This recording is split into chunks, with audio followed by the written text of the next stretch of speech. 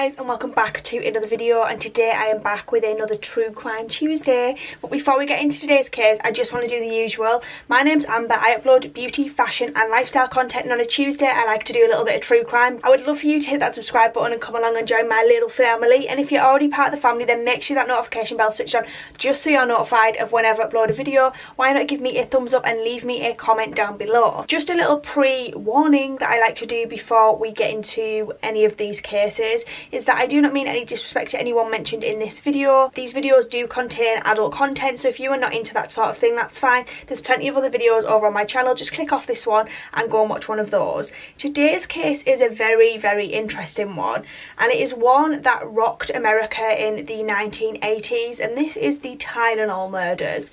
Now, for you guys that don't know about the Tylenol murders, where have you been? Under a rock? So the Tylenol murders actually took place in Chicago, and they were a series of poisoning deaths resulting from drug tampering in the Chicago area in 1982. So someone was actually tampering with Tylenol that were on the shelves of supermarkets, and it caused deaths, and to this day they do not know who did it. So the victims had all taken Tylenol branded capsules, and those capsules had actually been laced with cyanide. A total of 7 people actually died in the original poisonings, though there has been many copycats since this happened, and those copycats have actually spawned several other deaths. No suspect was ever charged or convicted with the poisonings. So on September 29th in 1982, a girl called Mary Kellerman, she was a 12-year-old who was living in Elk Grove village, and she actually complained to her parents that she didn't feel very well. She had a bit of a runny nose and a sore throat, you know, common cold type symptoms.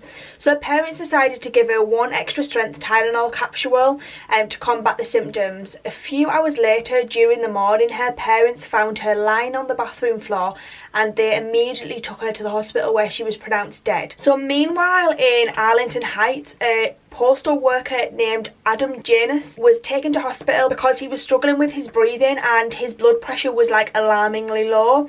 Despite the paramedics' best efforts to save Adam, he did not survive. So during Adam's funeral, his brother Stanley, along with his wife Teresa, began suffering from headaches induced by their tragic loss. So they were obviously having like stress-induced headaches.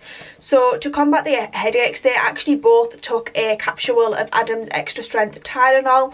Shortly afterwards, they both collapsed on the floor and died at the hospital. So that was 3 people wiped out from one family due to these laced capsules. This then was classed as suspicious circumstances because 3 people in one family had passed away, and the police began to open an investigation. There were 2 firefighters who were actually talking about the death of Mary and the Januses, and they traced the connection. All 4 victims had actually ingested Tylenol before dying. An examination of the Tylenol pills taken by the victims immediately found approximately 65 milligrams of cyanide. McNeil Consumer Products, who were the manufacturer of the extra strength Tylenol, was immediately alerted, and they actually recalled all of the medicine, but it was too late, and 3 more people actually died due to the Tylenol poisoning, and this was Mary Rayner, Paula Prince and Mary McFarland. When the 7 deaths hit the news, this actually caused a lot of widespread fear across the country, obviously more so than ever in the Chicago area because this is where they were occurring, but they were worried that this was going to be more widespread. So the situation was so serious that some state health departments banned all forms of Tylenol products, and Tylenol products were promptly removed from shelves of stores absolutely everywhere. No one had any more intention of purchasing Tylenol products, and the company's reputation was temporarily ruined from the terrible incident. So the following month, several more contaminated Tylenol bottles were discovered in stores situated in the Chicago area. A heated manhunt for the perpetrator was initiated, and investigators eventually found their first suspect, James W. Lewis. The search for him started when Lewis actually sent a letter to Johnson & Johnson demanding £1 million to end the Tylenol poisoning. On December 13th in 1982, FBI agents actually apprehended Lewis, and Lewis's wife Leanne turned herself in. At the same time as they were arresting him and his wife, a threatening letter was actually wrote to the White House that was threatening to create more of this tainted Tylenol and to also blow up the White House. It then went on to state that the threats would be averted if Ronald Reagan didn't change his tax-based policies, though Lewis is credited for writing the letters due to similarities in handwriting. He had apparently an alibi for the fatal poisonings. He was with his wife in New York City. Lewis wasn't convicted of the Tylenol murders, but he was found guilty of extortion and mail and credit card fraud. A second man, Roger Arnold, was identified, investigated and cleared of the killings. He actually had a nervous breakdown due to all of the media attention and blamed this on a bar owner named Marty Sinclair.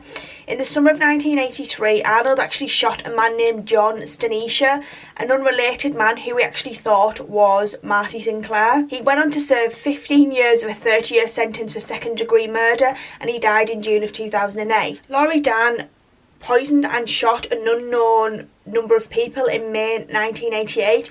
She basically went on a rampage on and around Wicotia in Illinois and was briefly considered a suspect, but there was no connection found. They also investigated serial bomber who was known as the Unabomber, Ted Kaczynski, but they soon determined that he was not responsible for the crime. The authorities currently believe that the killer could be a man caught by one of the affected drugstores CCTV while observing victim Paula Prince buying the tainted pills. The unidentified individual bears a striking resemblance to James Lewis. The incidents actually led to reforms in packaging of all over-the-counter substances and to federal anti-tampering laws. The actions of Johnson & Johnson to reduce deaths and warn the public of poisoning risks have been widely praised as an exemplary public relations response to such a crisis. Some people believe that the contamination actually took place during the distribution of the product, and the distribution chain wasn't actually ever investigated by police or the media. So this incident also inspired not just pharmaceutical but food and other consumer product industries to develop tamper-resistant packaging such as induction seals and improved quality methods. Moreover, product tampering was made a federal crime. Additionally, the incident prompted the pharmaceutical industry to move away from capsules, which were easy to contaminate as a foreign substance could be placed inside without obvious signs of tampering. Within the year, the FDA introduced more stringent regulations to avoid product tampering. This led to the eventual replacement of the capsule with a solid capulate, a tablet made in the shape of a capsule as a drug delivery form, and they also added the addition of tamper-evident safety seals to bottles of many sorts. Hundreds of copycat attacks involving Tylenol and other over-the-counter medications did take place immediately in the United States following the Chicago deaths. So there was 3 more deaths in 1986 from tampered gelatin capsules. A woman died in Yonkers, New York after ingesting extra-strength Tylenol capsules laced with cyanide. Extradril capsules in Washington State were tampered with, resulting in the deaths of Suzanne Snow and Bruce Nichol from cyanide poisoning, and the eventual arrest and conviction of Nichol's wife Stella for the murders. That same year, Procter & Gamble in Chicago and Detroit had to recall their aspirin after a spike in Howe. That resulted in precipitous sales drop and a withdrawal of the pain reliever from the market. In 1986, a University of Texas student, Kenneth Faries, was found dead in his apartment after succumbing to cyanide poisoning. Tampered ancillin capsules were determined to be the source of the cyanide found in his body. His death was actually ruled as a homicide on May 30th, 1986, but then on June 19th, 1986, the Travis County Medical Examiner ruled his death likely to be a suicide.